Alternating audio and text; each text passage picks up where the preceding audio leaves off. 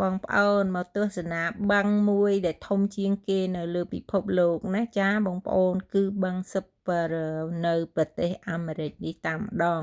បងប្អូនអើយបឹងនេះដូចជាមហាសមុទ្រចឹងមើលពីចម្ងាយហើយមើលចិត្តហ្នឹងគឺថាទឹកថ្លាឲ្យឆ្វង់ដូចកញ្ចក់ហើយ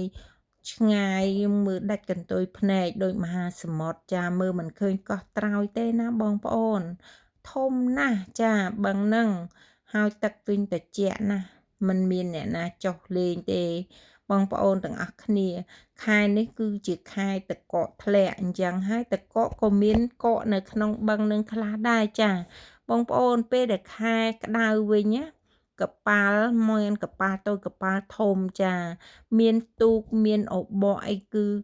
មាននៅក្នុងបឹងនឹងច្រើនមែនតែពេលនេះគឺថា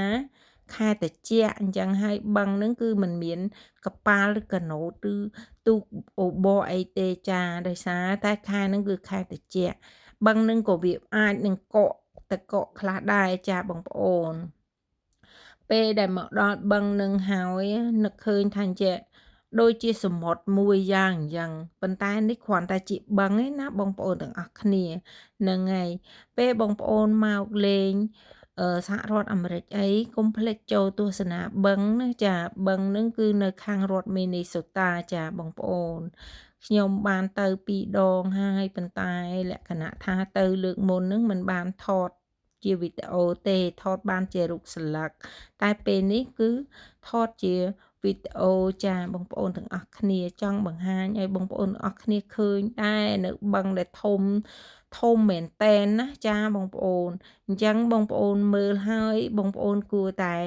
ថ្ងៃណាមួយបងប្អូនមានបំណងមកលេងបឹងដែលធំជាងគេចាខ្ញុំគិតថាបងប្អូននឹងចង់មកថ្ងៃនេះខ្ញុំបានមកដល់បឹងនេះដោយសារតែអឺ ការងាររបស់ខ្ញុំគឺដើរលេងចាខ្ញុំចង់ដើរលេងគឺខ្ញុំដើរលេងដូច្នេះហើយបានមកហ្នឹងគឺថតបង្ហាញបងប្អូនយើងដែលគាត់មិនទាន់បានមកចាថតឲ្យគាត់មើលដែរចា Channel របស់ខ្ញុំដាក់វីដេអូហ្នឹងឲ្យបងប្អូនមើលចាចំណែកបងប្អូនវិញបាននឹងប្លែកភ្នែកដែរបងប្អូនហ្នឹងហើយបងប្អូនបានប្លែកភ្នែកបានឃើញបឹងធំ បឹងនឹងគឺមហាធំណាបងប្អូនណាហើយទឹកវិញនិយាយពីថ្លាឆ្វង់ហើយត្រជាក់ហ្នឹងក៏ត្រជាក់ដល់ឆ្អឹងដែរចាបងប្អូនពេលបងប្អូនមើលហើយបងប្អូនជួយ Subscribe Channel របស់សុផារុនផងដោយសារសុផារុនចូលចិត្តរាប់អានបងប្អូនដែរចាអញ្ចឹងហើយក៏ចូលចិត្តបង្ហាញឲ្យបងប្អូនបានមើលដែរមិនដែលថាមកសហរដ្ឋអាមេរិកចំណាយលុយជាយន្តហោះហើយបានទៅដល់កន្លែងល្អហើយក៏បង្ហាញបងប្អូនឲ្យបានឃើញខ្លះចាលក្ខណៈថាមានរបស់ល្អហើយចូលចិត្តបង្ហាញចាប៉ុន្តែថ្ងៃខ្លះហ្នឹងក៏